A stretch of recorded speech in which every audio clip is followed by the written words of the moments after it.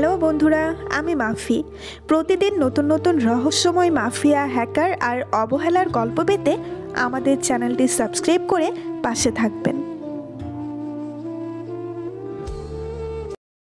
সাদা রঙের গাড়ি দুটো শো শো করে এসে ধুলাবালি ছড়িয়ে থামলো একেবারে ইরফানদের আড্ডাস্থলে। চোখ পিটপিট করে তাকালো ইরফান। মনে মনে শক্তপোক্ত গালি দেওয়ার জন্য মাত্রই মুখ খুলতে চেয়েছিল, কিন্তু সামনে তাকিয়ে ভ্রু কুঁচকে গেল। সিগারেটের হাতে চেপে নিয়ে নজর তীক্ষ্ণ করলো ও। দ্বিতীয় গাড়ি থেকে হাতে বন্দুক চেপে কতগুলো পালোয়ান ছেলেপুলে নামলো। এগিয়ে এসে সামনের গাড়িটার দরজা খুলে দিল। সাদা পাঞ্জাবি পায়জামা পরিহিত একটা পুরুষ ধীর পায়ে নেমে এলো। নেমে সে খানিক সময় দাঁড়ালো। গাড়ির ভেতর দিকে হাত বাড়িয়ে দিতেই একটা মেয়ালি হাত স্পর্শ করলো। শাড়ির কুচি ধরে যে মেয়েটি বাইরে বেরিয়ে এলো তাকে দেখে ইরফানের মাথা চক্কর মেরে উঠল। আরে, এ তো ওর এক্স গার্লফ্রেন্ড রুহানি। এই গরিবের মেয়েটা এত দামি গাড়িতে কি করছে?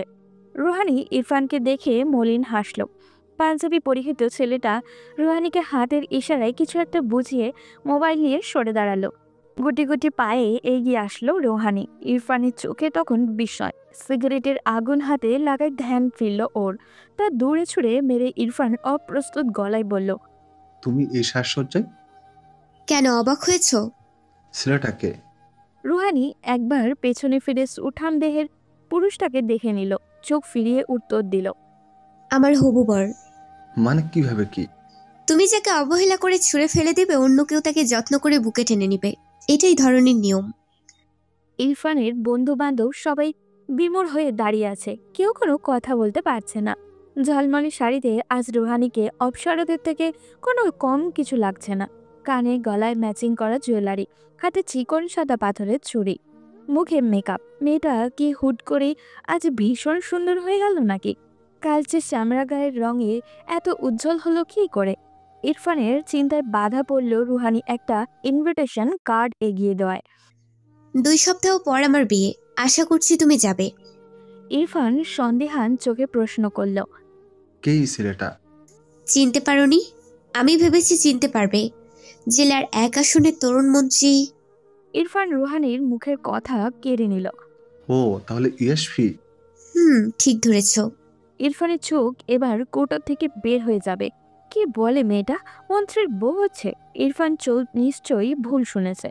সাথে থাকা ইরফানের বন্ধু আবির বলল, দোস্ত, আমি যা শুনছি তুই কি তা শুনছিস?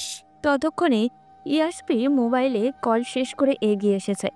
গরমে তার সাদা পাঞ্জাবি ভিজে জবজবে হয়ে আছে। উপরে পেস্ট কালার কোটি থাকায় তেমন কিছু বোঝা যাচ্ছে না। চুলগুলো এলোমেলো করে কপালে ফেলা, হাতে দামি ব্র্যান্ডের ঘড়ি। বাবরি চুল হওয়ায় চোখের সামনে লেপ্টে আছে।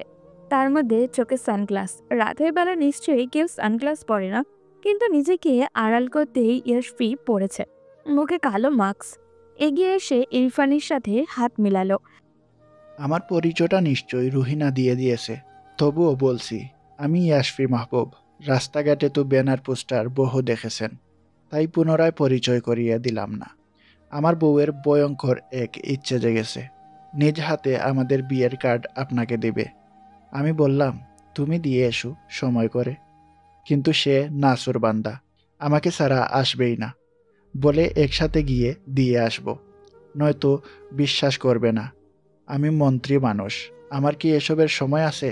তবুও বউয়ের মন রক্ষার্থে এত প্রোটেকশন লুকিয়ে চুরিয়ে গার্ড নিয়ে আসতেই হলো। একটা মাত্র বউ বলে কথা। ইরফান অবিশ্বাস্য চোখে ইয়াসফির দিকে তাকিয়ে রইল। তার এখনো বিশ্বাস হচ্ছে না তার সামনে বর্তমান যুবকদের আইডল ইয়াসফি মাহবুদের দাঁড়িয়ে আছে। এর মধ্যে আড়ালে ইরফানের বন্ধু রোহিত মোবাইল বের করে ফেসবুকের লাইভে চলে গেল। তার বর্তমান কন্টেন্টগুলো ভালো হচ্ছে না। এখন লাইভে মন্ত্রীকে দেখালে পাবলিক ভালোই গিলবে।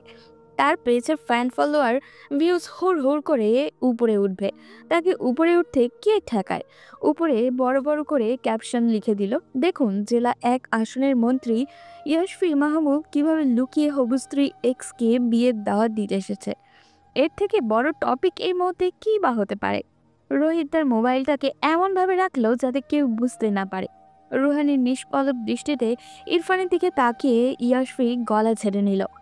সেদিন দামরাইতে বক্তৃতা দিতে গিয়ে গলা দেবে গেছে। গলা স্বরটা বাঙ্গা বাঙ্গা শোনাচ্ছে। তো যেটা বলতে চেয়েছিলাম, বিয়েটা একদম ঘরোয়াভাবে করতে চাইছি, বুঝলেন ইরফান?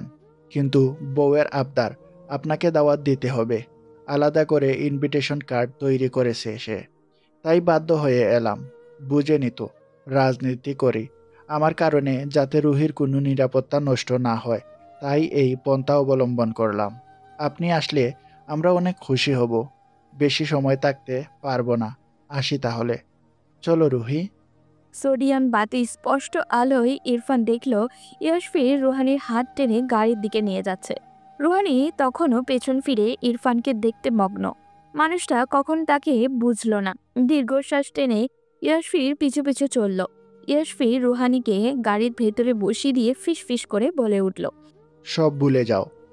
রুহানি নিজের মনকে শান্ত করল। হ্যাঁ, তাকে সব ভুলে যেতে হবে। ইয়াসফি গাড়িতে উঠতেই শো করে গাড়ি দুটো ছুট লাগালো।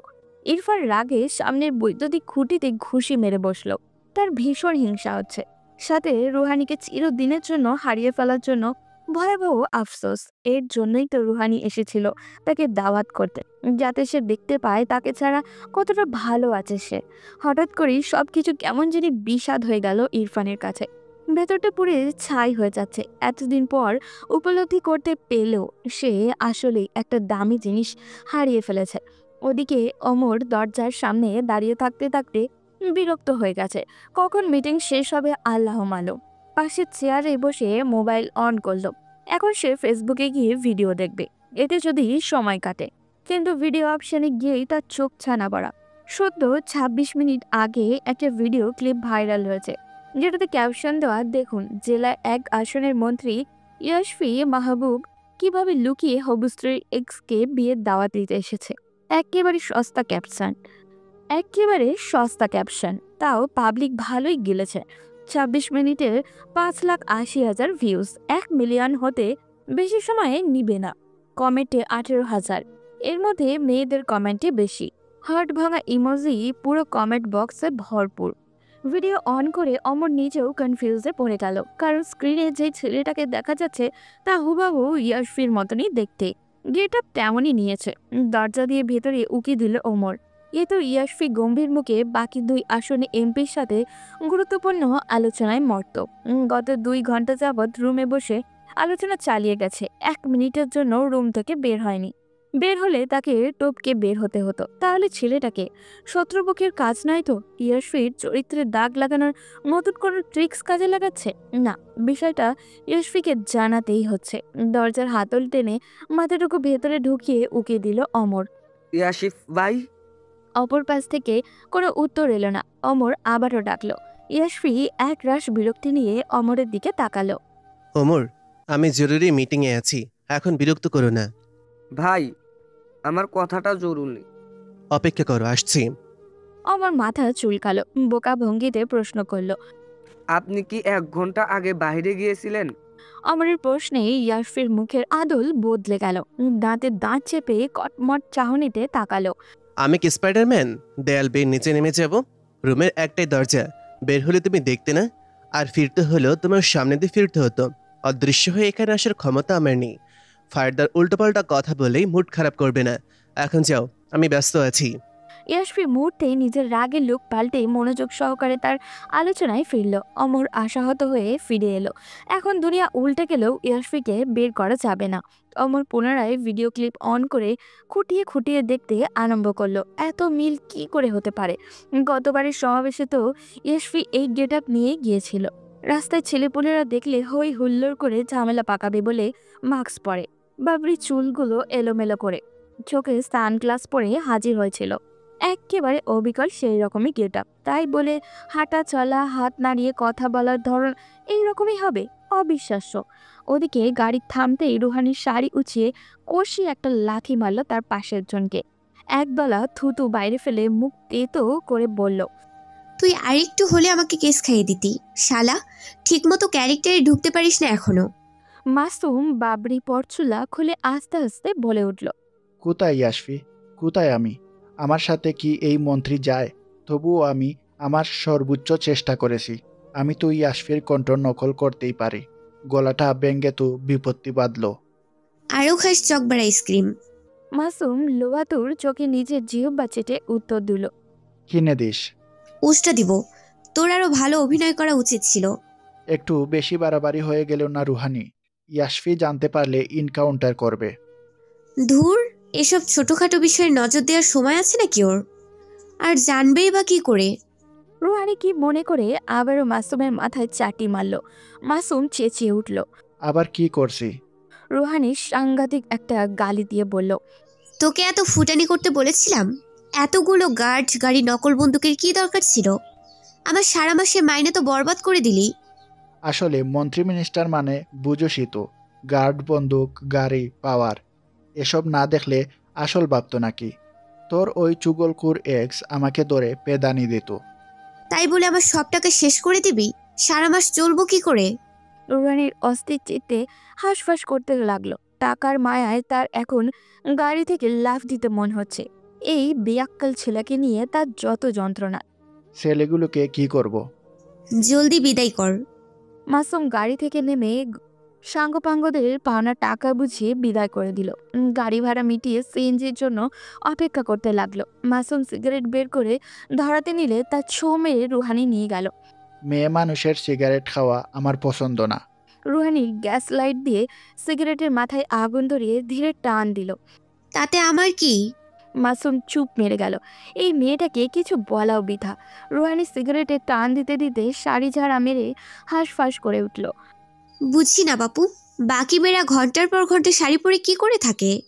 আমার তো একটুতেই দম বন্ধ লাগছে। এর থেকে জিন্স টপস হাজার গুণ ভালো। তোর মধ্যে মেয়েলি কোনো বৈশিষ্ট্য আছে যে এসব ভালো লাগবে? সরু চোখে চেয়ে রুহানি জিজ্ঞাসা করল, কি বলতে চাইছিস তুই? কিছু না। খানিক সময় থেমে মাসুম কিছুটা ভয়ার্ত গলায় বলল, হারে রুহি, ইরফানকে যে ইনভিটেশন কার্ড দিয়ে এলি 2 সপ্তাহ পর হাজির হলে কি করবি? সব তো মিথ্যা। রুহানি বিরক্তিতে কপাল কুঁচকে ফেলল। ছেলেটা বড্ড বেশি ভীতু, সবকিছুতে ভয় পায়।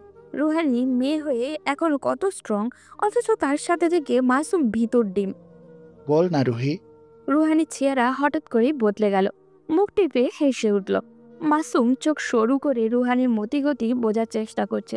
মেয়েটাকে সে বুঝে উঠতে পারে না, এই নরম তো এই গরম। রুহানি চোখ নাচিয়ে উত্তর দিল, কোথায় যাবে বাচ্চা ধনেরা? আমি তো কার্ডে কোনো ঠিকানাই লিখিনি। তুই একটা চিজ মাইরি। পূর্ব দিগন্তে রক্তিম আভা মিলিয়ে গেছে বহু আগে। ডিমের কুসুমের মতো সূর্যটা তার খোলস থেকে বের হয়ে উদ্দীপ্ত আলো ছড়িয়ে দিচ্ছে ধরণীর বুকে। ব্যস্ত পরিবেশ, কোলাহলে মেতে উঠেছে শহর। যানবাহনের শব্দে বিছানায় শুয়ে থাকা দুষ্কর। ইচ্ছে না করলেও বিরক্তি নিয়ে উঠে যেতে হবে। তবুও এর মধ্যে উপর হয়ে বিছানায় ঘুমাচ্ছে 34 বছরের এক তেজি পুরুষ। রাত করে ফেরায় তার ঘুম এখনো ভাঙেনি, নয়তো এতক্ষণে চাহা বলে চেঁচিয়ে উঠত। দরজার নক করে ভেতরে প্রবেশ করলো অমর। ইয়াশফি এখনো ওঠেনি দেখে ছোট্ট করে শ্বাস ফেলল। ডাকবে কি ডাকবে না ভেবে দ্বিধাদ্বন্দ্বে পড়ে গেল। কোনো এক অজানা কারণে অমরের ভীষণ ভয় করে ইয়াশফিকে। না, ইয়াশফি কখনো ওর সাথে খারাপ ব্যবহার করেনি, সচরাচর কারোর সাথেও করে না। এই মানুষটার মধ্যে এমন কিছু আছে যা দেখলেই বুক কেঁপে ওঠে। চোখের দিকে তাকিয়ে তো কথাই বলা যায় না, কি তেজ! গাম্ভীর্যের মধ্যে লুকিয়ে আছে রাজনৈতিক সত্তা। এই যে বয়স তো কম হয়নি, তবুও দেখে মনে হয় 26 বা 27 বছরের যুবক। ব্যক্তিগতভাবে যতটা হাসি খুশি, রাজনৈতিকভাবে ঠিক ততটাই গম্ভীর, অটল, বিচক্ষণ ও বুদ্ধিমান মানুষ। কোনো পদক্ষেপে কোথায় নিতে হবে সেই বিষয়ে যথেষ্ট ধারণা আছে তার। রাজনীতি যেন রন্ধে রন্ধে মেশা, হবে নাই বা কেন। এমপি মামার ভাগ্নে বলে কথা, মামার মান রাখতে হবে না? অমর পা দুটোকে কোনো রকম ছাড়িয়ে বিছানার সামনে এলো। ছেলেটা কি নিশ্চিন্তে ঘুমাচ্ছে, অথচ পুরো নেট পাড়ায় এখন তাকে নিয়ে জল্পনা কল্পনায় মশগুল। জানতে পারলে রিয়াকশন কেমন হবে তা জানে না অমর, তবে ভালো কিছু হবে বলে মনে হয় না। ইয়াশফিকে বলার সুযোগ পাচ্ছে না। এত ব্যস্ত ছেলেটা যে দম ফেলার সময়ও নেই। তার মধ্যে নতুন মুসিবত। রাতের উপরে অনলাইনে ঢোকেও নি অমর, তার ইচ্ছেও করছে না। এত শত আলোচনা ভালো লাগে না তার। নিজের মোবাইল বন্ধ করে রেখেছে, নয়তো উপর মহলের ফোনের চালায় টেকা যেত না। বিপক্ষ দল ইয়াশফির চরিত্রের চুলকানি মাখাতে ব্যস্ত, অথচ ইয়াশফি একবার জানলে সেই চুলকানির লাতে বিপক্ষ দল ইয়াশফি চরিত্রে চুন কালি মাখাতে ব্যস্ত, অথচ ইয়াশফি একবার জানলে সেই চুন কালি তাদের ডুবাবে। মৃদু স্বরে একবার ডাকতেই আড়মোড়া ভেঙে ইয়াশফি তাকালো, কপালের দুই পাশে আঙুল চেপে পিট পিট করে তাকালো। কয়টা বাজে ওমর? 7:30। লাফ দিয়ে উঠে বসলো ইয়াশফি। বল কি, আমাকে ডাকবে না? আজ ঢাকায় যেতে হবে, নির্ঘাত জ্যামে পড়বো। আপনাকে ডাকতেই এসেছিলাম, আপনাকে ঘুমোতে দেখে ডাকতে ইচ্ছে হলো না। সকাল 4:30টায় ঘুমিয়েছেন। তাই বলে ডাকবে না? অমর উত্তর দিতে পারল না। ইয়াশফি ততক্ষণে বালিশের কাছে রাখা টি শার্ট পরে নিয়ে মোবাইলটাকে খুঁজল। ওমর, আমার মোবাইলটা কোথায়? চার্জ দেওয়া আছে। সে যে সুইচ অফ করেছিলাম আর খুলিনি, মোবাইলটা দাও তো দেখি। অমর দ্রুত গতিতে চার্জ থেকে মোবাইল নিয়ে আসতে গেলে ইয়াশফির কথায় থেমে গেল। থাক, দরকার নেই। ঢাকায় গিয়ে একবারে সুইচ অন করব, নয়তো দেখা যাবে পার্টির নতুন অজুহাত দাঁড় করিয়ে দেবে, কনফারেন্সটাই হবে না। বিছানায় কিছু সময় ঝিম মেরে বসে রইল ইয়াশফি। শখের বর্ষবর্তী হয়ে রাজনীতিতে ঢুকলেও এখন এত দৌড়াদৌড়ি ভালো লাগে না ওর। এই তো মাত্র 3 ঘন্টা ঘুমিয়ে আবার দৌড়াতে হবে ঢাকায়। অমর গতকালের ভিডিওটা নিয়ে ইয়াশফিকে বলবে কি বলবে না ভেবে উসকুস করতে লাগলো। সেটা লক্ষ্য করেই ইয়াশফি প্রথমে বলে উঠল, কিছু বলবে? জি স্যার। আমাকে স্যার বলতে মানা করেছি না, ভাই বলবে। ঠিক আছে, আসলে ইয়াশফি ছোট টেবিল ঘড়িটার দিকে দৃষ্টি দিয়ে তাড়া দিয়ে বলে উঠল, নো মোর ওয়ার্ড। আমাকে 1 কাপ চা দেওয়ার ব্যবস্থা করো, এখনই বের হতে হবে। ব্যবসা গরমে যান যায় যায় অবস্থা। ঘরের ভিতরে ফ্যানের নিচে বসা দায় হয়ে পড়েছে। সেখানে উত্তপ্ত সূর্যের নিচে দাঁড়িয়ে থাকা মানে শরীরের রক্ত টক বক করে ফোটাতে সাহায্য করা। মাথার ক্যাপটা ঠিক করে রুহানের দিকে নজর দিল মাসুম। মেয়েটার মাথায় নিশ্চয় সমস্যা আছে, নয়তো এই কাঠফাটা রোদে কেউ সৎ সাজিয়ে দাঁড়িয়ে থাকে। বিরক্তি নিয়ে রুহানের দিকে তাকালো মাসুম। রুহানি তখন ক্লিনিক্যাল মাস্কের ভেতর দিয়ে স্ট্র দিয়ে জুস চুমুক দিতে মগ্ন। মাস্কের মাঝ বরাবর কাটা আছে, সেখান দিয়ে স্ট্র টেনে নীরবে জুস পান করছে। মাসুম একটা ছোট্ট ইটের টুকরা তুলে রুহানের দিকে ছুঁড়ে মারল। রুহানি তৎক্ষণাৎ সরে যাওয়াই রক্ষা। চোখ গরম করে তাকালো। আমি তোর মতিগতি বুঝতে পারছি না, কখন থেকে রুদে দাঁড় করিয়ে রেখেছিস? চুপ করে দাঁড়িয়ে থাক। মাসুম এগিয়ে এলো। তার ফর্সা মুখটা লাল রং ধারণ করেছে। নাকের আগা গরমে ঘাম মুছতে মুছতে লাল হয়ে আসছে। যেই ইরফানকে তুই ভালোবাসিস না, তাকে দেখাতে এত কিছু কেন করলি বলতো? মাসুমের চোখে প্রশ্নের ফুলছড়ি। রুহানি জুস শেষ করে প্যাকেটটা দুমড়ে মুচড়ে ফুটপাতে ফেলে মুখ মুছিল। তোর জেনে কাজ নেই। মাসুম ক্ষীণ শ্বাস ফেলল। মেয়েটা আগেভাগে ওকে কিছু জানায় না, এরপর বিপদে পড়ে হাত পা ধরে বলবে, দোস্ত আমাকে বাঁচা। তোর মোবাইলটা দে তো রুহি। কেন? আমার মোবাইলে এমবি নেই, দে না। আমারটাও নেই। মিথ্যে কথা। রুহানি হঠাৎ চাপা স্বরে ফিস ফিস করে উঠল। হুশ। রুহানির দৃষ্টি অনুসরণ করে মাসুম রাস্তার অপর পাশে তাকালো। স্যুট কোট পরিহিত এক মধ্যবয়স্ক লোক জেন্টস পার্লার থেকে বেরিয়েছে। দেখে বোঝা যাচ্ছে এই বয়সে সে তার স্টাইল নিয়ে বেশ সচেতন। মাসুম বেশি কিছু কল্পনা করতে পারল না। এর আগেই রুহানি শক্ত কণ্ঠ শোনা গেল, ফলো হিম। ইন্টারনেটে যেখানে ইয়াশফির টপিক রাত থেকে রাতারাতি ভাইরাল, সেখানে তার টনক নড়ল দুপুরের পর। মন্ত্রিসভা থেকে বের হওয়ার পর পার্শ্ববর্তী জেলার নেতা তুলন সাহেব ঘেরা দিয়ে কথাটা না জানলে ইয়াশফি বোধহয় তখনও জানত না। কনফারেন্স থেকে বের হতেই সামনে পড়ল তুলন শেখ। কোনো নির্দিষ্ট একটা কারণে লোকটাকে ইয়াশফি সহ্য করতে পারে না, তাই তাকে এড়িয়ে সরে যাচ্ছিল। কি মাহমুদ সাহেব, বিয়ে শাদী করবেন, দাওয়াত দিবেন না? ইয়াশফির পা থেমে গেল, ভ্রু কুচকে সামনের দিকে ঘুরল। বিয়ে শাদি কি বললো লোকটা?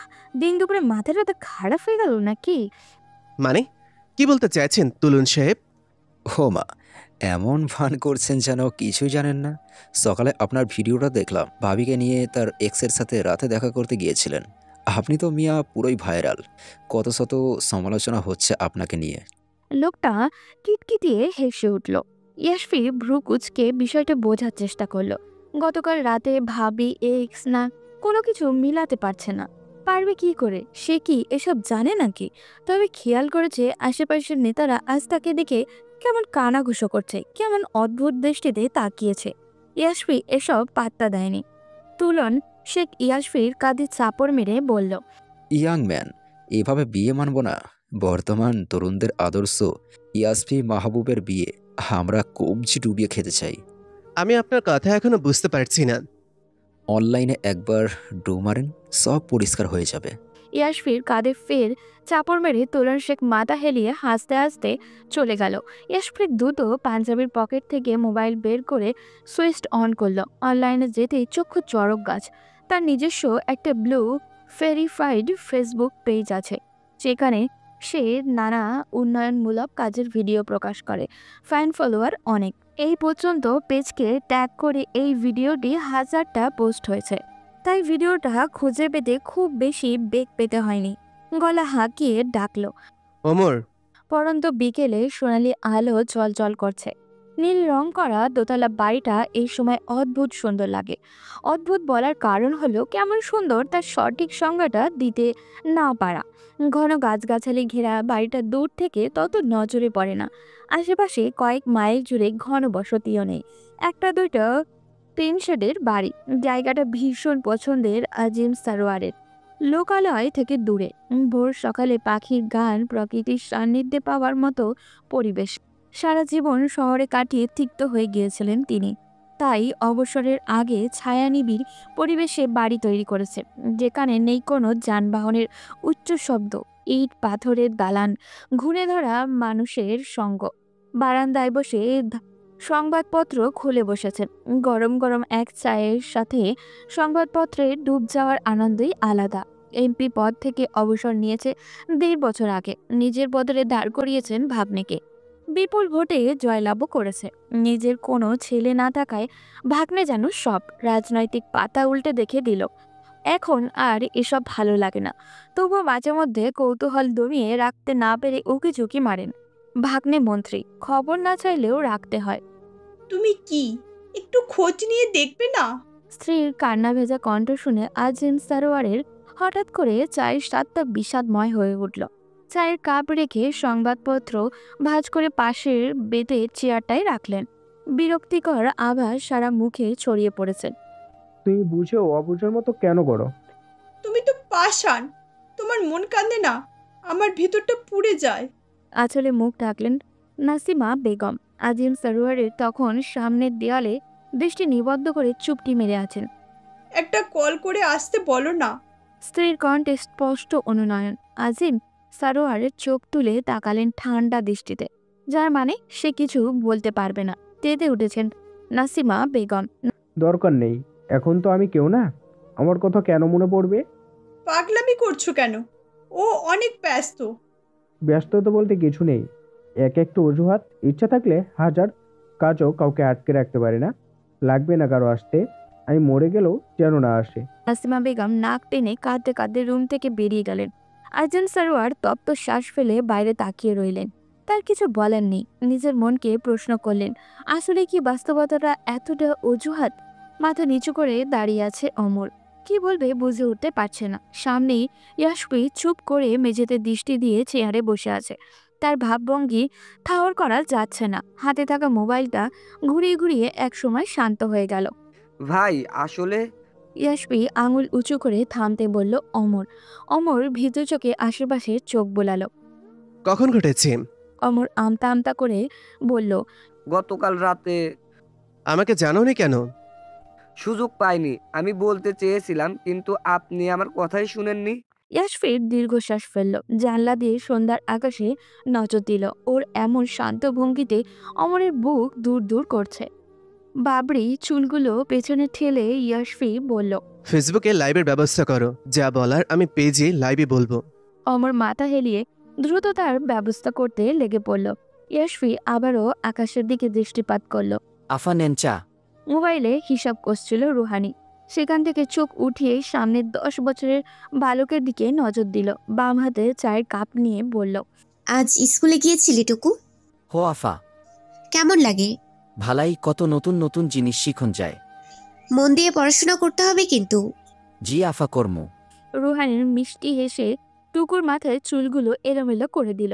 পাশে থাকা টুকুর মা মিনালির মুখে প্রশান্তির হাসি। ঝুলন্ত বিস্কিটের প্যাকেট থেকে দুটো বড় বিস্কিট এনে রুহানির দিকে বাড়িয়ে দিয়ে বলল, এ কি দিদি, আমি তো বিস্কুট চাইনি। নতুন উড়াইছি, বিস্কিটগুলান অনেক মজা, তুমি একটু ট্যাশ করো। না না, লাগবে না। মিনালি এক পলক তার ছেলের দিকে তাকালো।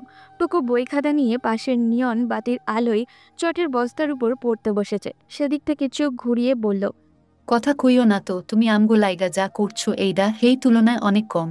মাসুম খপ করে একটা বিস্কুট নিয়ে পাশের বেঞ্চে বসে পড়ল। রুহানি চোখ গরম করে তাকানো পাত্তাই দিল না সে। চায়ের কাপে বিস্কুট চুবিয়ে চিবোতে বলল, আসলেই তো দিদি, খেতে অনেক মজা। মিনালি খুশি হলো। অনিচ্ছা থাকা সত্ত্বেও রুহানি বিস্কুট নিল। আশা নিয়ে দিয়েছে, ভঙ্গ করা উচিত নয়। কিন্তু এই বিস্কিটের টাকা মিনালি রাখবে না। যার দরুন রুহানি বিস্কুট নিতে চায়নি। মাসুম মোবাইল বের করে অনলাইনে উকি মারল। টুংটাং মেসেজের শব্দ পেতেই রুহানি ওর পাশ ঘেঁষে বসলো। কি হয়েছে, এমন ঘেঁষাঘেঁষি করছিস কেন? রুহানি একটা দুষ্ট হাসি দিল, যা দেখে তার উদ্দেশ্য বুঝে গেল মাসুম। হটস্পট দিতে পারবো না। একটু দে না, এমন করিস কেন? কত দাঁড় দেনা করে এমবি কিনলাম তোকে দেওয়ার জন্য। তুই না আমার বেস্ট ফ্রেন্ড। তুই মানিস না মেনে যাব কই? তোর মিষ্টি কথায় বলছি না, সর। রুহানির চোখ সরু করে মাসুমের বাহুতে দুম করে ঘুষি মেরে সরে গেল। মাসুম বাহু ধরে আহ করে চেঁচিয়ে উঠল। লাথি মারতে গেলেও রুহানি সরে দাঁড়ালো।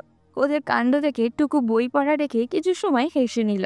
রুহানি সরে গেল, আবার তার পুরনো হিসাব কষতে আরম্ভ করলো। মিনিটের মধ্যে গতকাল রাতের ভাইরাল ভিডিও মাসুমের নিউজ ফিডে হানা দিল। চোখ মুখ শুকিয়ে উঠল, আটকে উঠল ও। রুহানি সর্বনাশ হয়ে গেছে। রুহানি জায়গা থেকে নড়ল না, চোখে তীক্ষ্ণ করে জিজ্ঞাসা করলো, কি হয়েছে? আমাদের গতকালের ঘটনা তো সেই ভাইরাল। কই দেখি। হুড়মুড় করে এসে মাসুমের ঘাড়ের উপর পড়ল রুহানি। অস্থির চিত্তে প্রশ্ন করলো, আমাকে কি দেখা যায়? না, তুই সাইডে বলে দেখা যাচ্ছে না, কিন্তু আমাকে দেখা যাচ্ছে। আরে রুহানি, এই কাজ করলো কে? মাসুমের গলা শুকিয়ে আসছে। আচানক মনে হচ্ছে তেষ্টায় বুকে ছাতি ফেটে মরে যাবে। ভয়ে শরীর জমে যাচ্ছে, অথচ রুহানির ভাবভঙ্গি স্বাভাবিক। এমন গা ছাড়া ভাব দেখে মাসুমের রাগ হলো। তুই এমন স্বাভাবিক আছিস কি করে? এটা ইয়াসফি দেখলে কি হবে ভাবতে পারছিস? ধরলে তোকে ধরবে, আমার কি?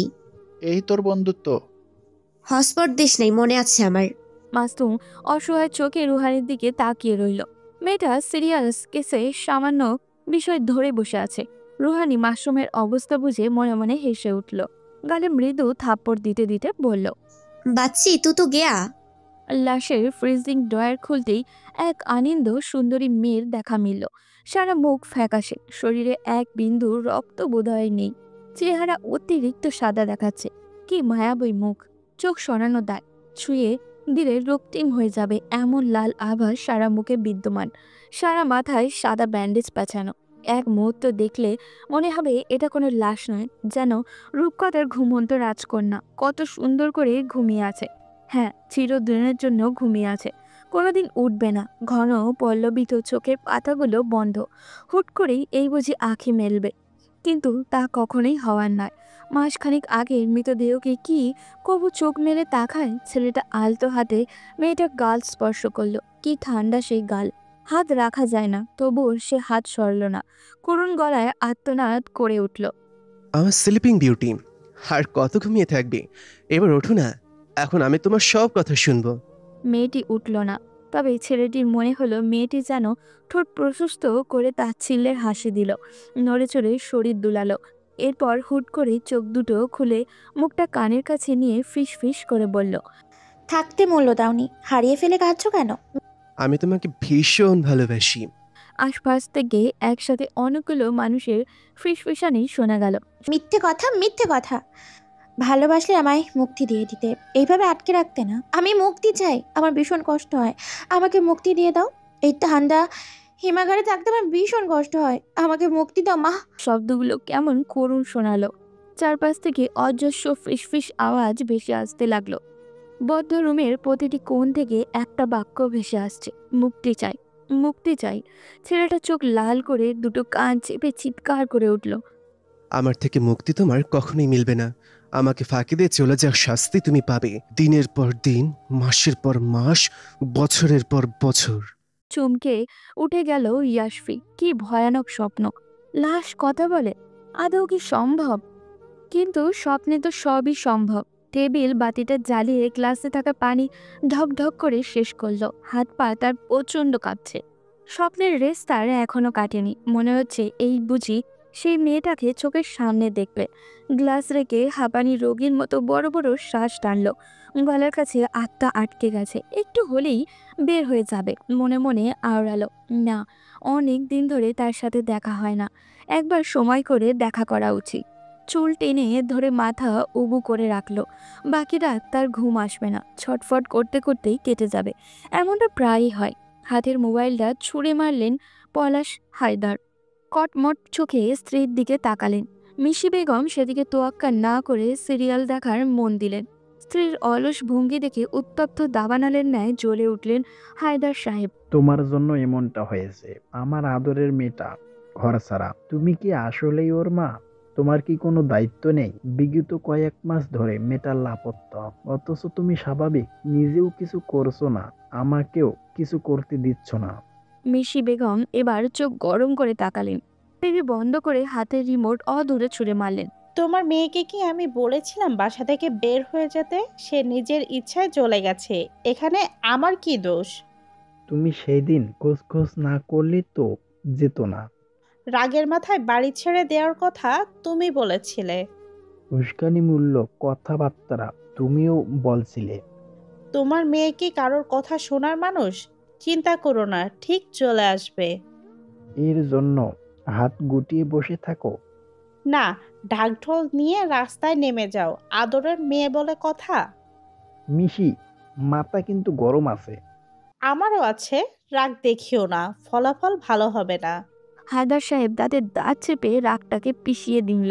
এখন বইয়ের সাথে কথা বলা মানে ঝামেলা হওয়া। এত দেরি হয়ে যাবে, আর হাত গুটিয়ে বসে থাকলে চলবে না। এবার কামান দাগা নিয়ে মেয়েকে খুঁজতে বের হতে হবে। হন হন করে বেরিয়ে গেল পলাশ হালদার। হন হন করে বেরিয়ে গেল পলাশ হায়দার। মিশি বেগম রিমোট কুড়িয়ে টিভি অন করলেন। দরজার আড়াল থেকে সবটা দেখল পিয়াল। বাবা মায়ের এমন টুকটাক ঝগড়া এখন নিত্য নৈমিত্তিক ব্যাপার, তাই তার গায়ে লাগে না। পরিবেশ ঠান্ডা দেখে নিঃশব্দে দরজা আটকে দিল। বইয়ের স্তূপ থেকে মোবাইলটা বের করে কাঙ্ক্ষিত নম্বরে কল করলো। 2বার রিং হওয়ার পর ধরল না। 3য়বার রিং হতেই কল রিসিভ হলো। লঘু স্বরে পিয়াল বলে উঠল, হ্যালো আপি। তোমাকে চাই, শুধু তোমাকেই চাই। আর কিছু জীবনে পাই বা না পাই। গোসল শেষ করে গান গাইতে গাইতে বাইরে বের হলো মাসুম। মাথা মুছতে মুছতে আয়নার সামনে দাঁড়ালো সে। নিজেকে পর্যবেক্ষণ করতে ব্যস্ত। তুই এত সুন্দর না যে আয়নার দিকে এতক্ষণ তাকিয়ে থাকতে হবে। হঠাৎ করে খালি রুমে কারোর কথা শুনে হকচকিয়ে গেল মাসুম। বুকে হাত দিয়ে দ্রুত পেছনে ঘুরল। রুহানি আরাম করে বিছানায় বসে মনোযোগ দিয়ে মোবাইল গুতোচ্ছে। মুখে চুইনগাম, সেটিকে কিছু সময় পর পর ফুলাচ্ছে আর ঠাস ঠাস শব্দ করে ফাটাচ্ছে। মাসুম শব্দ করে বুকে ফু দিল। সে ভয় পেয়ে গেছে। তুই কখন এলি? তোর গার্লফ্রেন্ড যাওয়ার আধা ঘন্টা আগে।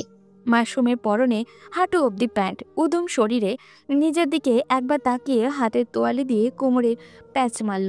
তড়িঘড়ি করে ওয়ার্ড্রবের থেকে টি শার্ট বের করে গায়ে চাপালো। তা খেয়াল করে রুহানি মুখ টিপে হেসে উঠল। মাসুমের ধমকে রুহানি কিটকিটিয়ে হেসে উঠল। ইস, কি লজ্জা! তোর মতো নাকি? আমার মতো হলে তো ওড়না নিতি। শর্ত বোন। মাসুম বিরক্ত হলো। হাতের তোয়ালে ছুঁড়ে মারল রুহানির দিকে। রুহানি ততক্ষণে হাসতে হাসতে বিছানায় শুয়ে পড়েছে। তোকে বলেছিলাম আমার বাসায় আসতে না। একা ছেলে আমি। তোর সাথে আমাকে দেখলে লোক খারাপ বলবে, তোর চরিত্র নিয়ে কথা তুলবে। আমি তা চাই না। তোর যখন প্রয়োজন পড়বে আমাকে ডাকবি, আমি হাজির হয়ে যাব। রুহানি মাসুমের কথার গ্রাহ্য করল না। চোখ সরু করে মাসুমের দিকে তির্যক দৃষ্টি দিল। এরপর বিছানা থেকে উঠে মাথায় ঝুঁটি টাইট করলো। প্যান্টের পকেটে মোবাইল রেখে মাসুমকে সাইড কাটিয়ে ওয়ার্ড্রবের সামনে গেল। বড় কপাট খুলতেই ধপ করে শব্দ হলো। মাসুম সেদিকে তাকাতেই চোখ দুটো গোল আলু করে ফেলল। এটা আমার ওয়ার্ড্রবে কি করছে? আমি এনেছি। এটা ওই দিনের লোকটা না যাকে জেন্টস পার্লার থেকে ফলো করতে বলেছিলি? রুহানি অজ্ঞান হয়ে থাকা মধ্যবয়স্কে নাকের সামনে হাত রেখে নিঃশ্বাস চেক করতে করতে বলল, হ্যাঁ ওটাই। এটাকে কখন উঠালি? গত রাতে। কেউ দেখে ফেললে আমার কি অবস্থা হবে ভেবেছিস? কিছু হবে না, মুখে টেপ দিয়ে আটকানো, হাতে পায়ে নাইলনের রশি বাঁধা, ছোটা এত সহজ নয়। লোকটাকে কিডন্যাপ করেছিস? রুহানির মুখ ভোঁতা করে কটমট চাহনি নিক্ষেপ করে বলল, না, জামাই আদর করতে এনেছি, তুই করবি? তাই বলে আমার ওয়ার্ড্রবে লুকিয়ে রাখবি? রুহানি ঠেলে ধাক্কিয়ে লোকটাকে ওয়ার্ডরবে ঢোকাতে ঢোকাতে বলল, মালটাকে দেখে রাখিস। আমি পারবো না। তাহলে কিন্তু কেস খাইয়ে দিব। রুহানির হুমকিতে মাসুম চুপ হয়ে গেল। তার এখন ইচ্ছে করছে হাত পা ছুঁড়ে ফ্লোরে গড়াগড়ি খেয়ে কাঁদতে। এই মেয়েটা ওকে জেলের ঘানি না টানিয়ে ক্ষান্ত হবে না। সেদিন খাওয়ালো এক কেস, আজকে আর একটা। ইয়াশফি নিজে ফেসবুক লাইভে এসে বিষয়টা ক্লিয়ার করায় এখন আপাতত সেই টপিক বন্ধ। কিন্তু ইয়াশফি মাহবুব যেই ছেলে, তাকে কি এত সহজে ছেড়ে দিবে? আচ্ছা আলোতে চোখ বন্ধ করে শুয়ে আছে ইয়াশফি। অমর নিঃশব্দে ভেতরে ঢুকে চায়ের কাপ রাখলো। হালকা টুংকুরি শব্দ হতেই কপালের উপর থেকে হাত সরালো। আপনার মামা কল করেছিল। অমরের কথায় চোখ ছোট করে তাকালো ইয়াশফি, মুখে কোনো কথা বলল না। আপনার মামি অনেক কান্নাকাটি করেছে আপনাকে দেখার জন্য, সময় নিয়ে একদিন দেখা করে আসতে বলেছে। আপনাকে কলে পায়নি, তাই আমাকে জানিয়ে দিতে বলেছে। ইয়াশফি মূর্তির ন্যায় আধশোয়া হয়ে রইল। হ্যাঁ না কিছুই বলছে না ও। সে গভীর চিন্তায় মগ্ন। অমর ক্ষীণ স্বরে ডাকলো, ভাই কি বলবো? বলে দিও আমি ব্যস্ত আছি, অবসর হলে যাব। ঠিক আছে। অমর চলে যাওয়ার জন্যই পথ ধরতেই আবারও পিছু ফিরল। জিজ্ঞাসা করলো, রাতের খাবার দিব? একটু পর দিও। অমর উচ্চবাচ্য না করে ভীরু পায়ে বেরিয়ে গেল। ইয়াশফি মোবাইল হাতে নিয়ে কি ভেবে যেন সপ্তাহখানিক আগের ভাইরাল ভিডিওটার ক্লিপ অন করলো। খুব মনোযোগ দিয়ে খুঁটিয়ে খুঁটিয়ে দেখতে লাগলো। এক সময় তার মুখের আদল বদলে গেল। চুয়াল শক্ত করে ডাকলো, ওমর। অমর বাইরে ছিল। ইয়াশফির ডাকে হন্তদন্ত পায়ে ছুটে এলো। জি ভাই। হাতের মোবাইল অমরের মুখের সামনে ধরল। মুখটাকে পাংশুটে বন্ধ করে কঠিন গলায় বলল, এই ছেলেটাকে আমার চাই। ওদিকে রুহানি নাইফ দিয়ে আঙুলের নখের আঁচড় কাটতে কাটতে সামনের ব্যক্তির দিকে নজর দিল। মধ্যবয়স্ক লোকটাকে ভয়ার্ত মুখটা দেখে এই মুহূর্তে তার ভীষণ হাসি পাচ্ছে, কিন্তু সে পণ করেছে হাসবে না। মুখে গম্ভীরতা বজায় রেখে তীরের মতো প্রশ্ন ছুড়ে দিল, হ্যালো মিস্টার, নাম কি? লোকটা মুখে কুলু পেটে রেখেছে, সে নাম বলবে না, কিছুতেই না। তার লক্ষ্য করে রুহানি পাকা হাসলো। মনোযোগ সহকারে নাইফের আগা দিয়ে নখের ভেতরের ময়লা পরিষ্কার করতে লেগে পড়ল। এরপর আচমকা সামনে থাকা মরিচের গুঁড়ার পাটি থেকে এক খাবলা তুলে লোকটার মুখে ছুঁড়ে মারল। লোকটা হাও মাও করে চেঁচিয়ে উঠল। মাসুম মুখ ভোতা করে বলল, সোজা কথার মানুষ না। থেমে চুলের মুঠি শক্ত করে টেনে বলল, নাম জিজ্ঞেস করছে, বলিস না কেন? লোকটা ছটফট করতে বলল, বলছি। জলদি বল। পানি দাও প্লিজ। রুহানি চোখের ইশারা করতেই মাসুম চুলের গোড়া ধরে সামনের ঠান্ডা পানির বোতলে মাথা চুবালো। বেশ কিছু সময় পর নিঃশ্বাস নেওয়ার জন্য উঠে আবারও চুপ দিল। ঠান্ডা পানির সংস্পর্শে মুখের জ্বালা পোড়া খানিকটা কমল। রুহানি ঠান্ডা দৃষ্টি বিনিময় করে বলল, এবার বল। আমার নাম শফিক গাজী। কেন এমনটা করছিস? আমাকে বলা হয়েছে করতে। কে বলেছে? শফিক গাজী থম মেরে গেল। মাসুম চোখ লাল করে কেমন জানি খেকিয়ে উঠল। উত্তর দে শালার পুত। শফিক গাজী ভীতিকর ঢোক গিলে আমতা আমতা করে বলল, সালমান বলেছিল। রুহানির হাতে নাইফটাকে কায়দা করে সামনের হোয়াইট বোর্ডে ছুঁড়ে মারল। একদম ঠিক জায়গায় গিয়ে সেটা গেঁথে গেছে। এগিয়ে এসে শফিক গাজীর গাল চেপে ধরে চেঁচিয়ে উঠল, সমন্দির পোলারে কই পাবো সেটা বল। বউবাজারের উত্তরগুলিতে একটা হার্ডওয়্যারের দোকান আছে, ওইটাই ওর। যদি ওখানে ওকে না পাই? 100% গ্যারান্টি দিতেছি পাবেন। শালারে টর্চার সেলে আটকায় রাখ। আমি তো সব বলে দিলাম। এত বছর যেই থালায় খেয়েছে সেই থালা ছিদ্র করেছে এমন ব্যক্তিকে কি করে বিশ্বাস করব? আগে সালমাইরে হাতে পাই, তারপর তোরে ছাড়বো। নিয়া যা মাসুম। রুহানি মাসুমকে উদ্দেশ্য করে বলল। শফিক গাজীর ভুঁড়িতে জোরসোরে একটা ঘুষি মেরে বলল, ভুঁড়ি বাইরে গেছে, কমাইতে হইব। মাত্র একবেলা খাবার দিবি। রান্নাঘর থেকে থালা বাসনের ঝনঝন শব্দ পেতেই তড়িঘড়ি করে সেদিকে পা বাড়ালেন আজিম সারোয়ার। এসে দেখলেন কাজের মেয়ে মিতু কাচুমাচু হয়ে রান্নাঘরের দরজার সামনে দাঁড়িয়ে আছে। চোখের ইশারায় কি হয়েছে জানতে চাইলে মিতু গাল ফুলিয়ে দেখালো, অর্থাৎ তাদের বাসার গিন্নি এখন রেগে ফুলে ঢোল হয়ে আছে। হঠাৎ স্ত্রীর এমন রণমূর্তি দেখে আজিম সারোয়ার ভড়কে গেলেন। পরের মুহূর্তেই তার চোখ গেল ডাইনিং টেবিলে বসা মেয়ে তুষ্টির দিকে। তার এত কিছুতেও কোনো হেলদোল নেই। সে উপন্যাসের বইয়ে ডোব দিয়ে রুটি ছিঁড়ে ভাজি সাহায্যে মুখে চালান করছে। মেয়েটা সাহিত্য পাগল, বই পেলে আর কিছু লাগে না। পা চালিয়ে মেয়ের কাছে চেয়ার টেনে বসলো। চেয়ার টানের শব্দ হওয়ায় তুষ্টি মুখ তুলল, চোখ সরু করে বাবার দিকে তাকালো। আজিম সারোয়ার ফিস করে জিজ্ঞাসা করলো, কি হয়েছে তোর মায়ের? তুষ্টি উপন্যাসের বই উল্টে নিচু স্বরে উত্তর দিল, রোজ যা হয় তাই হয়েছে। কি হয়েছে বলবি তো? দাদাভাইকে দেখা সাজ জেগেছে, তাকে না দেখা অবধি মায়ের মাথা ঠান্ডা হবে না। তোর মা এমন বাচ্চাও কেন করে বলতো? ছোটবেলা থেকে কোলে পিঠে তুমি যদি মানুষ করতে তাহলে আজ বুঝতে। সারাদিন রাত রাজনীতি নিয়ে পড়েছিলে, মাসের পর মাস চলে গেছে, আমাদের কোনো খোঁজ খবর নাওনি। একা 3টে মানুষ লালন পালনের কষ্ট তুমি কি বুঝবে? আজিম সারোয়ারের মুখ বন্ধ করে দিল তুষ্টি। তীক্ষ্ণ চোখে মেয়েটাকে খেয়াল করলেন। বই পড়তে পড়তে একটু বেশি জ্ঞানী হয়ে গেছে মেয়েটা।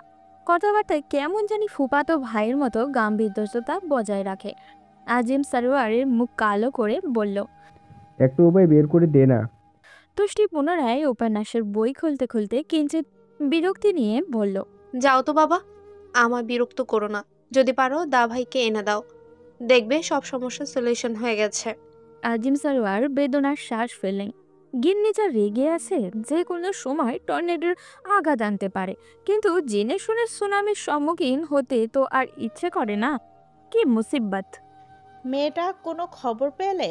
ওদিকে মিশে বেগমের কথায় পলাশ সাদার ক্লান্ত চোখে নেবু নেবু চাহনিতে তাকালেন। গত কয়েকদিনের ছোটাছুটিতে তার শরীর চলছে না আর। অগোছালো কদম ফেলে টলমল পায়ে ভেতরে প্রবেশ করে ধপ করে গদিওয়ালা চেয়ারে বসে পড়ল। মিশি বেগম সামনের ফিল্টার থেকে এক গ্লাস পানি এনে স্বামীর দিকে পাড়িয়ে দিল। পিয়াল এক পলক বাবার দিকে তাকিয়ে ফ্রি ফায়ার খেলায় মন দিল। গ্লাসের পানি শেষ করে হাত দিয়ে ঠোঁট মুছলেন হায়দার সাহেব। মিশি বেগম স্বামীর উত্তরের আশা চাতক পাখির ন্যায় প্রহর গুনতে আরম্ভ করলেন। তোমার মেয়ে এই তল্লাটে নেই? গ্লাস ফিরিয়ে নিয়ে মিশি বেগম উৎকণ্ঠা নিয়ে প্রশ্ন করল, তাহলে কোথায় আছে? জানি না। মিশি বেগম আশাহত হলো। তার মনে হয়েছিল পলাশ সাদার যেভাবে কোমরে গামছা বেঁধে নেমেছিল, মেয়েটার একটা খোঁজ নিশ্চয়ই বের করে ফেলতে পারবে। কিন্তু স্বামীর মুখে দেখে কথা শুনে বুঝলো সে আশায় ঘুরে বালি। স্বামীর পাশ ঘেঁষে বসে কাঁধে হাত রাখলো, আশ্বস্ত গলায় বলল, তুমি চিন্তা করো না, আমাদের মেয়েটা যেখানে আছে ভালো আছে। চিন্তা করো না চাইলেও কি চুপ করে বসে থাকা যায়? কত শত চিন্তা ভাবনায় মাথা ঘুরপাক খায়। বুকের গভীর থেকে দীর্ঘশ্বাস বের হলো। মিশি বেগম কি বলবে স্বামীকে সান্ত্বনা দিবে নিজেও জানে না, যেখানে সে নিজেও মেয়ে চিন্তায় কাহিল। পলাশ হায়দার হতাশার গলায় বলল, ওর কিছু হলে আমি ঠিক থাকতে পারবো না মিশি। মিশি বেগম আড়ালে চোখ মুছলেন। তার স্বামীকে সে কখনো এতটা ভেঙে পড়তে দেখেনি। বছরখানেক আগে যখন পুরো ব্যবসায় ধস নেমেছিল, তখনও তিনি ছিলেন পাহাড়ের মতো শক্ত ও অটল। অথচ সেই মানুষটাই সময়ের ব্যবধানে মেয়ের চিন্তায় কাহিল হয়ে যাচ্ছে। কবে জানি নতুন অসুখ বিসুখ বাঁধিয়ে বসে। বাবা মায়ের দিকে তাকিয়ে হতাশার করুণ সুর বেজে উঠল পিয়ালের মনে। এতক্ষণ সে মোবাইলের দিকেই তাকিয়ে থাকলেও মন দেয়নি। কান খাড়া করে বাবা মায়ের কথোপকথন শুনছে। শূন্য দৃষ্টিতে তাকিয়ে হাতের মোবাইল শক্ত করে ধরে বিড় করে উঠল, তুই তাড়াতাড়ি ফিরে আয় আফি, তোকে ভীষণ মিস করছি আমরা। পার্টি অফিস থেকে ফিরতে আজও দেরি হয়ে গেছে ইয়াসফির। এই ঝামেলা ওই ঝামেলা শেষ করতে করতে কখন যে সময় কেটে যায় বুঝতেই পারে না ও। রাজ্যের সব কাজ ওর জন্য জমিয়ে রাখে, গায়ে বাতাস লাগিয়ে ফেলেও রাখতে পারে না। মন্ত্রী হয়েও আরো প্যারা সামলাবে না তা কি হয়? দরজা দিয়ে ঢুকে অমরের সাথে প্রয়োজনীয় আলাপ সেরে নিল। আগামীকাল কি করবে না করবে সেই বিষয়ে শিডিউল দিয়ে রুমের দিকে পা বাড়ালো। এখন একটা লম্বা গোসল দিবে, এরপর খেয়ে দিয়ে ঘুম। পেছন থেকে অমর ডেকে উঠল, ভাই একটু শুনবেন? ইয়াসফির পা জোড়া আটকে গেল। গাড় ঘুরিয়ে অমরের দিকে তাকালো ও। অমর মাথা নিচু করে বলল, আপনার সাথে একজন দেখা করতে এসেছে। কে এসেছে অমর? আমি চিনি না, বলল আপনাকে চিনে, অনেকক্ষণ ধরে বসে আছে। আমি বলেছিলাম আপনার আসতে দেরি হবে, অন্যদিন আসতে, কিন্তু সে নাচরবান্দা, আপনার সাথে দেখা না করে যাবে না। একদম হাওয়া ইয়াসফির ফুরফুরে মেজাজটা খারাপ হয়ে গেল। কত আশা নিয়ে সে ভেবেছিল আজকের মতো কাজ শেষ, গোসল করে খেয়ে লম্বা ঘুম দেবে, কিন্তু তার হলো কই। যত সম্ভব নিজের বিরক্তির ভাব লুকালো। এরপর ওমরকে বলল, কোথায় সেই? সোফায় বসে আছে। ইয়াসফি দেরি করলো না, ড্রয়িং রুমের দিকে এগিয়ে গেল। অমর লেগে পড়ল রাতের খাবারের ব্যবস্থা করতে। সোফায় বসে থাকতে থাকতে চোখ দুটো প্রায় লেগে এসেছিল রায়হান খানের। জুতোর খটখট শব্দ শুনে চমকে তাকালো। সামনেই ইয়াসফি চোখ লাল করে তার দিকে তাকিয়ে আছে। সে কিছু বলার আগেই ইয়াসফির রাগী কণ্ঠ শোনা গেল, আপনি আবার এসেছেন? রায়হান খান আজও ইয়াসফির রাগের স্বরে ভয় পেল না। তাড়াহুড়ো করে উঠে সামনে এসে দাঁড়ালো। হাত দুটো জোর করে আকুতি ভরা কণ্ঠে বলে উঠল, বাবা, আমার সন্তানটাকে ফিরিয়ে দাও, ওর সাথে এত অবিচার করো না। ইয়াসফি মুখ বাঁকিয়ে তাচ্ছিল্য করে হাসল। অবিচার? সে করেছে অবিচার? তাহলে এতদিন তার সাথে সবাই যেটা করেছে সেটা কি ন্যায় বিচার ছিল? তখন এই অবিচার শব্দটা কোথায় ছিল? শুধু তার ক্ষেত্রেই এই সব কর্পূরের মতো উড়ে যায়। আমার তোমার কাছে হাত জোর করছি, আমার সন্তানকে এবার ফিরিয়ে দাও। চোখ দুটো টলমল করে উঠল রায়হান খানের। মনের সাথে যুদ্ধ করতে আরম্ভ করলেন যাতে চোখের পানি গড়িয়ে না পড়ে। তা দেখে ইয়াসফি নিঃশব্দে হাসল। এরপর হাত মুঠো করে কাটকাট গলায় বলল, ওর খবর আমি ছাড়া পৃথিবীর কেউ জানে না। ওর কথা ভুলে যান, ওকে আপনি কখনো ফেরত পাবেন না, কখনো না। দুদিন আগে ভয়ানক এক স্বপ্ন দেখেছি, এরপর থেকে তোকে ভীষণ মনে পড়ছিল বুঝলি, তাই দেখা করতে চলে এলাম। হাতের হকি স্টিকটায় ঠেকনা দিয়ে রেখে সামনে থাকা মানুষটাকে কথাগুলো বলে উঠল ইয়াসফি। গোডাউনের বস্তাগুলোর উপরে এলোমেলো হয়ে পড়ে আছে এক সুঠামদেহী পুরুষ। তার পরনে জামা কাপড় ধুলো জমে পরিত্যক্ত, বস্তার রং ধারণ করেছে। মুখে ফাঁসির আসামির মতো কালো কাপড় পেঁচানো, চোখ দুটো জায়গায় গোল গোল করে কাটা যাতে সে সব কিছু দেখতে পারে। হাত পা বাঁধা, সারা শরীরে অসংখ্য মারের দাগ। শক্তি নিঃশেষ হয়ে আসছে। শব্দ না পেয়ে ইয়াসফি হকি স্টিক দিয়ে জোরে খোঁচা দিল। কিরে, এত দ্রুত হাঁপিয়ে গেলি? আরো বহু কিছু দেখার বাকি আছে তো। একটু থেমে ফের বলল, লোকটা প্রায় সময় আমার কাছে এসে তার সন্তানকে চায়, কিন্তু আমার কেন যেন দয়া হয় না তার জন্য। এমনকি তোর হয় না। আমি কি দয়ামাহীন হয়ে যাচ্ছি? ভাবুক ভঙ্গিমায় ইয়াসফি ছেলেটার দিকে তাকালো। এরপর রানের মধ্যে কষিয়ে এক লাথি মেরে চেঁচিয়ে উঠল, ওঠ, এত সহজে তোকে পৃথিবী থেকে বিদায় নিতে দেব না আমি। তুই নিজে চোখে দেখবি আমি কি করে তোর থেকে সবকিছু কেড়ে নিই। চোখ মুখে রাগের বহিঃপ্রকাশ, কি প্রচন্ড আক্রোশ। ক্ষোভে চোখ লাল হয়ে যাচ্ছে। থেমে থেমে কপালের রগগুলো ফুলে ফেপে উঠেছে, যা দেখে অপু কিছুটা তথস্থ হয়ে পড়ল। ইয়াসফিকে এই রূপে দেখলে তার অন্তরাত্মা কেঁপে ওঠে। তখন কতটা হিংস্র যে দেখা যা মুখে বলে প্রকাশ করা সম্ভব নয়। অপু ইয়াসফির বিশ্বস্ত সহযোগী। যেসব ঝামেলা একটু আধটু মারামারি গুন্ডামি করে সামলাতে হয়, সেগুলো দায়িত্ব অপুর ঘাড়ে পড়ে। অপু মোটামুটি ইয়াসফির নারী নক্ষত্র সবই জানে, যার 1/3 অমর জানে না। ছেলেটার থেকে আশাতেই সাড়া না পেয়ে ইয়াসফি হুঙ্কার দিল, অপু, ঘাড় ধরে ওঠা তো। অপু আদেশ পেয়ে দেরি করল না। ছেলেটার ঘাট ধরে মাথাটাকে পেছন থেকে উঁচু করে ধরল।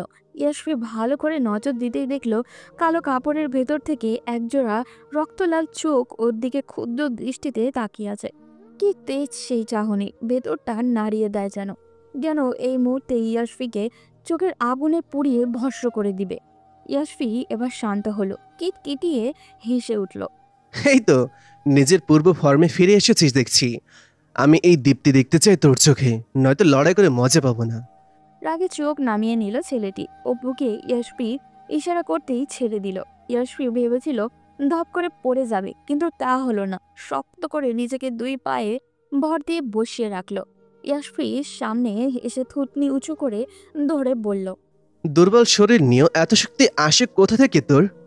ছেলেটা ঝাড়া মেরে তার মুখটাকে ইয়াসফির হাত থেকে সরিয়ে নিল, যাতে ইয়াসফির সূক্ষ্ম রাগটা তরতর করে বেড়ে গেল।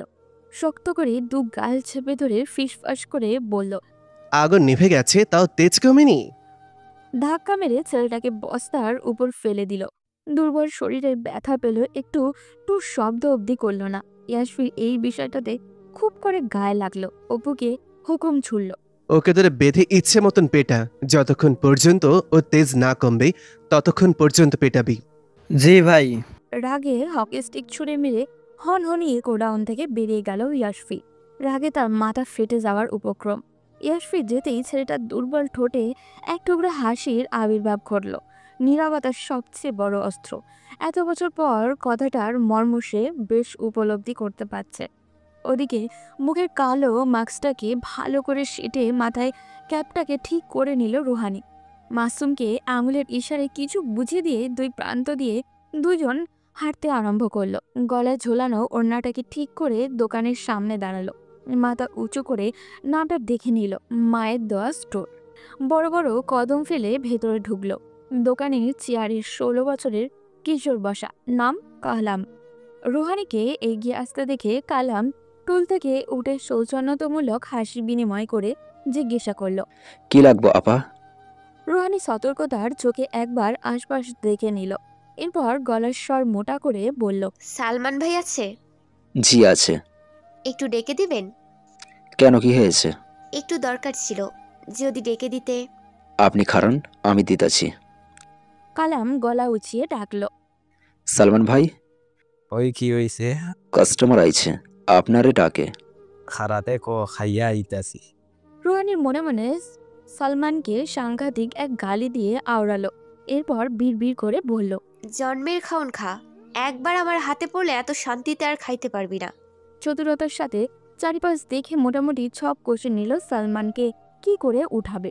দুপুর হওয়ায় মানুষজন কম, মাঝে মধ্যে 2-4টে রিক্সার আনাগোনা। কালাম এরই মধ্যে এসে একটা টুল দিয়ে ভেতরে চলে গেল। টুলে বসে পা ঝাঁকাতে ঝাঁকাতে রুহানি বিরক্তিতে হাই তুলতে লাগলো। এত সময় লাগে খেতে? সালমান ফিরল আরো 5 মিনিট পর। হাতে রুমাল দিয়ে মুখ মুছতে মুছতে রুহানির সামনে এসে দাঁড়িয়ে জিজ্ঞাসা করল, কি লাগবো কোন? তোকে লাগবে। সালমান ভরকে গেল। ততক্ষণে মাসুম সেখানে হাজির। চেঁচিয়ে কালামকে ডাকতে যাবে তার আগেই মাসুম পেছন থেকে ক্লোরোফর্মযুক্ত রুমাল সালমানের মুখে চেপে ধরল। ওদিকে, হ্যালো ইয়াসফি, কবে ফিরবি তুই?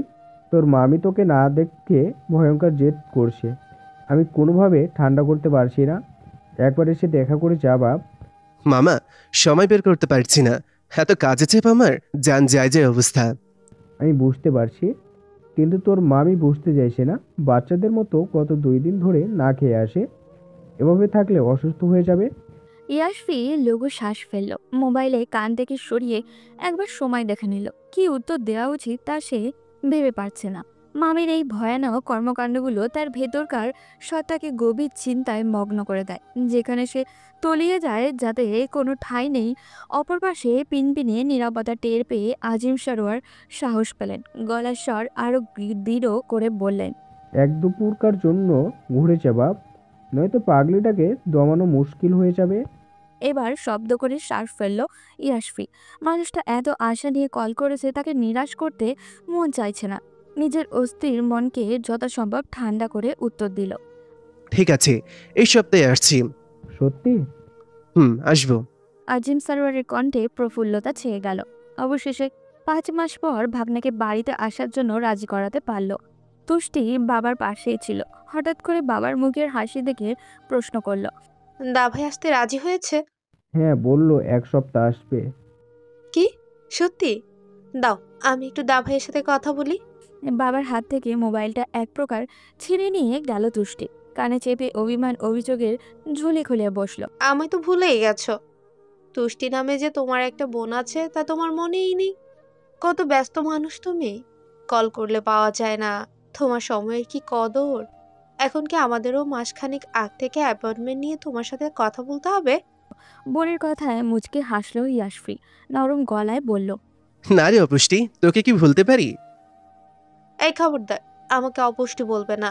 আমি যথেষ্ট পুষ্টিমান বাচ্চা। তুই আমার কাছে সারা জীবন অপুষ্টি থাকবি। ভালো হবে না দা ভাই, ইয়াশফি হো হো করে হেসে উঠল। এরপর বোনের মনের অবস্থা বুঝে দ্রুত কথা ঘুরিয়ে ফেলল।